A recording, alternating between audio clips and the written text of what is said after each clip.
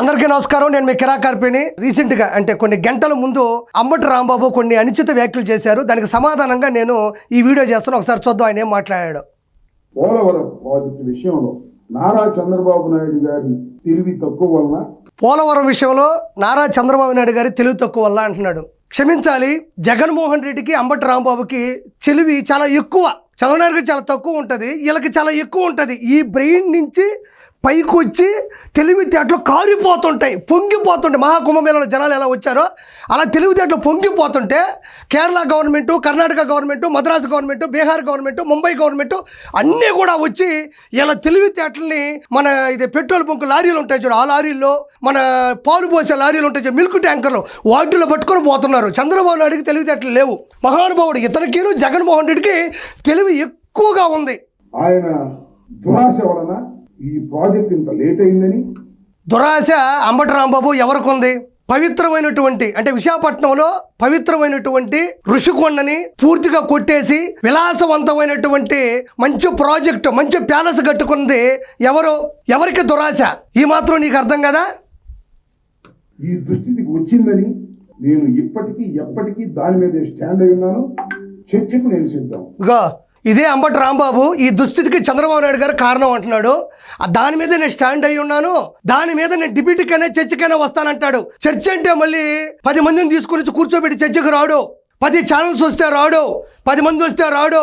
కేవలం సాక్షి ఛానల్, సాక్షి పేపరు, సాక్షి digital media ఉంటే ఆడకొచ్చి కూర్చొని అంబటి రాంబాబు చెప్పే సొల్లంతా నీట్గా వింటారు. కాబట్టి చర్చ అంటే అతని దృష్టిలో సాక్షి పేపరు, సాక్షి మైకో ఉండాలా. 10 మైకులు వస్తే 10 మంది వస్తే రాడు.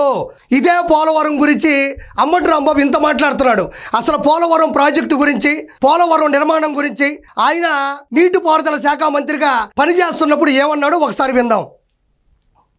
ఈ పోలవరం ప్రాజెక్ట్ అనేది వెరీ వెరీ కాంప్లికేటెడ్. అంత తేలిగ్గా అర్థం కాదు.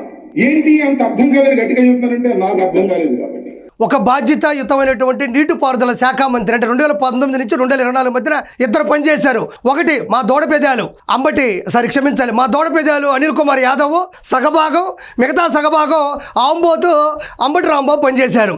అక్కడ ఒక చర్చలో అడుగుతూ ఉంటే ఏంటి పోలవరం అంటే అది ఎవరికి అర్థం కాదు, ఎందుకంటే నాకు అర్థం కాదు కాబట్టి, నాకు అర్థం కాలేదు కాబట్టి అంటున్నాడు.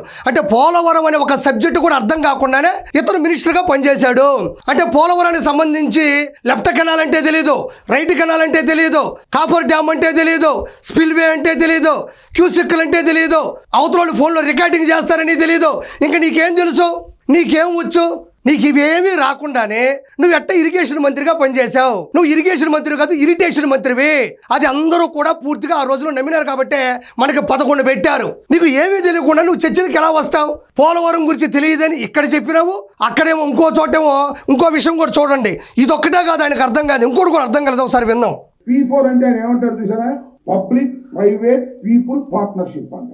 పబ్లిక్ ప్రైవేటు పీపుల్ ఏంటో పబ్లిక్ ఏంటో నాకు అర్థం కాదు.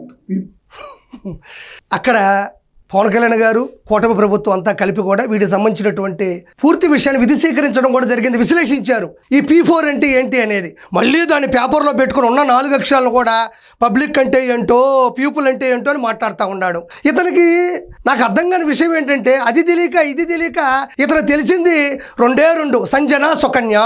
వీటి మీద ఉన్నటువంటి డెప్త్ ప్రపంచంలో ఇంక దేని మీద కూడా అంబటి రాంబాబుకి ఉండదు. అంటే నాకు అర్థం కాని విషయం ఏంటంటే అంబటి రాంబాబుకి P4 అంటే తెలియదు, పోలవరం అంటే తెలియదు. నాకు అర్థం కాని విషయం ఏంటంటే నువ్వు 2 సార్లు ఎమ్మెల్యే ఎలా అయ్యావో నాకు అర్థం కావడంలే. ఒకసారి APWC చైర్మన్ అయ్యావు, అది ఎలా అయ్యావో నాకు అర్థం కావడంలే. నువ్వు లాయర్ అయ్యావు, అది ఎలా అయ్యావో నాకు అర్థం కావట్లే. అసలు నువ్వు మనిషి ఎలా అయ్యావో నాకు అర్థం కావడంలే. ప్రజాస్వామ్యంలో ప్రజల ఓట్ల చేత గెలిచిన నువ్వు ప్రజల సమస్యల మీద ఉండేటువంటి పోలవరం గురించి చెప్పడానికే నీకు అర్థం కావట్లేదంటే నువ్వు మనిషి ఎలా అయ్యావో నాకు అర్థం కావట్లేదు. నాకు ఒక విషయంలో భయం వేస్తుంది. గోదావరి, కృష్ణా నదుల అనుసంధానమే పోలవరం ప్రాజెక్టు. ఆ నదులు 2 తీసే సంజన, సుకన్య అనుసంధానమే పోలవరం అంటాడేమని భయం వేసిపోతుంది నాకు. ఇలాంటి వ్యక్తుల్లో మనం ఎంచుకుంది, ఇలాంటి వాళ్ళనే మనం ఎన్నుకుంది. Thank you so much.